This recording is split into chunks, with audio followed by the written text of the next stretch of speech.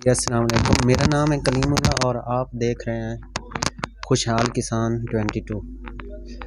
आज की वीडियो में हम आपको बताएंगे कि किन हालात में गंदम के ज़्यादा शगुफ़े पैदावार में कमी का बायस बनते हैं और किन हालात में गंदम के शगुफ़े ज़्यादा करने की बजाय सिर्फ शरह बीज में इजाफ़ा कर लेना वो बेहतर होता है, बल्कि शगुफ़ा साजी इस नुकसान का बायस बनती है। अगेती और सेहतमंद ज़मीन में तो साफ ज़हर है, वहाँ पे 60 से 70 किलो बीज इस्तेमाल करना नुकसानदेह है।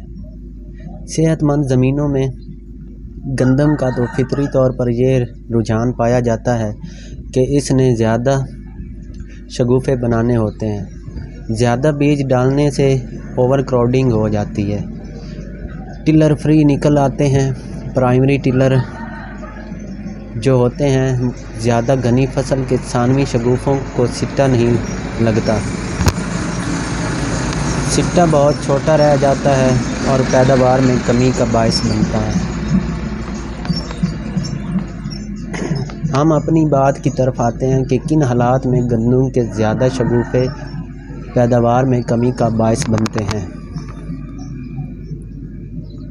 सिर्फ मरकज़ी शगुफ़ों की पैदावारी सलाहियत जो है इसी से हमने फ़ायदा उठाना है, बल्कि यह सूरत हाल इस किस्म की होती है कि गंदम में फाइज़ोटॉक्सिक किस्म की ज़हरें इस्तेमाल करके फाजल शगुफ़ा साजी को रोका जाए। याद रखें, पहली तो बात है लेट काश्त की फसल। लेट काश्त की सूरत में 50 किलो की बजाय 60 किलो या इससे ज़्यादा बीज डालने की सिफारिश की जाती है। इसकी वजह यह होती है कि गंदम की नशोनुमा के लिए हमें टाइम की ज़रूरत होती है, तो फिर टाइम हमारे पास कम होता है। अगर दिसंबर में काश्त करते हैं तो बीज ज़्यादा डालना चाहिए।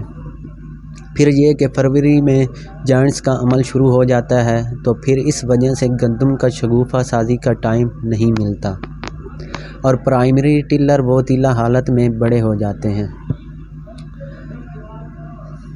जिसकी वजह से सिट्टा छोटा रह जाता है और पैदावार में कमी का बायस बनता है। लेट काश्त की सूरत में यह चीज़ याद रखें, लेट काश्त की गई गंदम में शगुफ़ा साजी की तदबीरें ना की जाएं।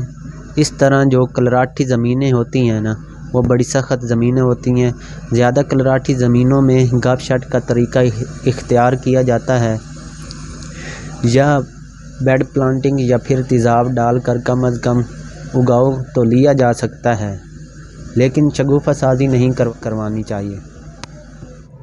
ऐसी ज़मीनों में 60 से 70 किलो बीज इस्तेमाल करना चाहिए, क्योंकि कलराठी ज़मीनें कुछ तो बीज खुद रख लेती हैं। एक बात यह हो गई, इन ज़मीनों में जो थूर होता है वो टिलरिंग नहीं होने देता, लेकिन प्राइमरी टिलर बच जाते हैं थूर होने के बावजूद। वो कुछ सिट्टे निकालते हैं, यानी कि इन ज़मीनों में प्राइमरी टिलरिंग की वजह से पैदावार ली जाती है। इसी वजह से हमने इन ज़मीनों में प्राइमरी टिलरिंग पे ज़्यादा तवज्जो देनी है, शगुफ़ा साजी पे ज़ोर नहीं देना। इसी तरह बहुत ज़्यादा जो चिकनी ज़मीनें हैं, यहाँ पे अगर आप कम बीज डालेंगे तो ज़मीन की सख्ती की वजह से इसकी टिलरिंग मुतासिर रहती है। इन ज़मीनों में 60 किलो फ़ी एकड़ इस्तेमाल किया जाए, ख़ास तौर पे जो नवंबर के आखिर में या दिसंबर में काश्त होती हैं, तो इनमें 60 किलो से कम बीज ना इस्तेमाल किया जाए।